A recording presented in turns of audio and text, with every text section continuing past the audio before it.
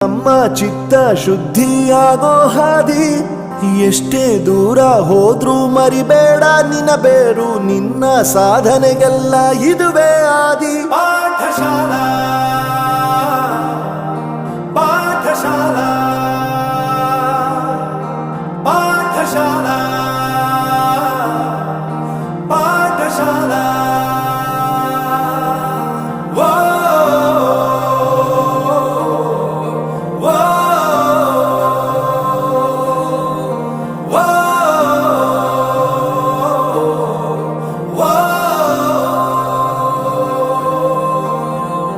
ದೇಶಕ್ಕೆ ಯೋಧ